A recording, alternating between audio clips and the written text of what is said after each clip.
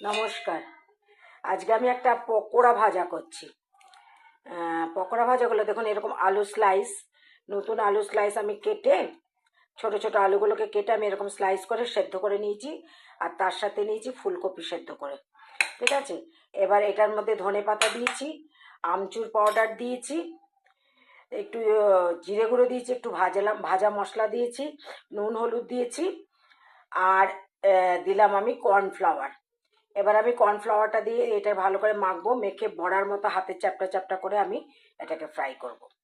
তো কি কি দিয়েছি, নতুন আলু বা যে কোনো আলুই, বেশিরভাগ নতুন আলু, ছোটো ছোটো আলুগুলোকেই, এগুলো এটা অ্যাকচুয়ালি পাঞ্জাবিরা খুব খায় এই বড়াটা। তো এরকম করে কেটে ওরা হালকা সেদ্ধ করে নেয়। তার সাথে ওরা শাকও দেয় বা বাঁধাকপি দিতে পারেন। আমার বাঁধাকপিও নাই, শাকও নাই ঘরে এখন। তো ফুলকপি ছিল, ফুলকপিটাকেই সেদ্ধ করে নিয়েছি, এটার সাথে একটু সেদ্ধ মানে ভাপিয়ে নিয়েছি। আলুটার ফুলকপিটা আলুটা একটু সেদ্ধই হয়ে গেছে, এই দেখুন আমি দেখাচ্ছি। এই দেখুন আলু সেদ্ধ হয়ে গেছে, ফুলকপিটাও সেদ্ধ হয়ে গেছে। এবার এটার মধ্যে আমি দিলাম ভাজা মশলা, জিরে পাউডার, নুন হলুদ, আমচুর পাউডার আর লঙ্কা পাউডার দিয়েছি। আর দিয়েছি আমি এটার মধ্যে কর্নফ্লাওয়ার। এবার এটাকে আমি ভালো করে মেখে নেব। দিয়েছি আমি কর্নফ্লাওয়ার দিয়ে মেখে নিলাম।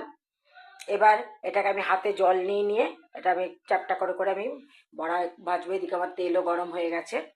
আপনাদের কাছে যদি চালের গুঁড়ো থাকে তাহলে একটু চালের গুঁড়ো আর অল্প একটুখানি বেসন মেশাতে পারেন, কর্নফ্লাওয়ার না মেশাতে ইচ্ছা করলে, বা না থাকলে ঘরে কর্নফ্লাওয়ার, তাহলে চালের গুঁড়ো আর বেসন, অল্প একটুখানি বেসন আর 3-4 চামচ চালের গুঁড়ো দিয়ে ভালো করে এটাকে মেখে নেবে। বড়াটা ছেড়ে দিয়েছি। যেহেতু আমাদের আলু ফুলকপি সেদ্ধ আছে, সেহেতু এটাকে মানে খুব মানে অনেকক্ষণ টাইম লাগবে না এটা ভাজতে। যেটুকু টাইম লাগবে ওই কর্নফ্লাওয়ারটাই ভাজতে টাইম লাগবে, বাকি আমাদের অত টাইম লাগবে না ভাজতে। তবুও আমি মিডিয়াম আঁচে রেখেছি আঁচটাকে, আমি মিডিয়াম রেখেছি, এই যে মিডিয়াম রেখেছি আমি আঁচটা।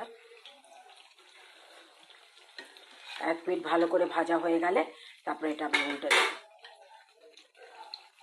আপনাদের যদি ধনে পাতা না খেতে ইচ্ছা করে তাহলে আপনারা পালং শাক বা বাঁধাকপি দিতে পারেন। এই যে এরকম করে পকোড়া ভাজা কমপ্লিট, আলু আর ধনে পাতা আর ফুলকপির। দেখুন আওয়াজও খুব সুন্দর হয়েছে, এটা বেশ মুচমুচে হয়েছে। দেখুন ভেতরটাও। আর এখানে আছে টমেটো কেচাপ, আর তার সাথে দিয়েছি গ্রিন চিলি সস। নিয়ে এটাকে মিশিয়ে দিয়ে এবার এটা সন্ধেবেলায় চায়ের সাথে খাওয়ার জন্য খুবই টেস্টফুল একটা, মানে খুবই টেস্টি একটা পকোড়া। আলু যেহেতু সেদ্ধ করে জলটা ফেলে দেওয়া হচ্ছে, সেহেতু এই আলুর মধ্যে সুগারের মাত্রা বা কার্বোহাইড্রেটের মাত্রা অনেক কম থাকবে। আর এটা সর্ষের তেলে ভাজা হচ্ছে।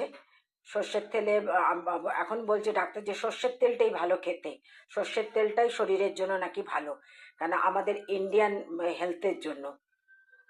তো আপনারা বানিয়ে খাবেন যদি ভালো লাগে। নতুন আলু দিয়ে, এই সময় নতুন আলু পাওয়া যাবে 2-3 মাস। তো নতুন আলু দিয়ে, ছোটো ছোটো নতুন আলু দিয়ে বানিয়ে খান।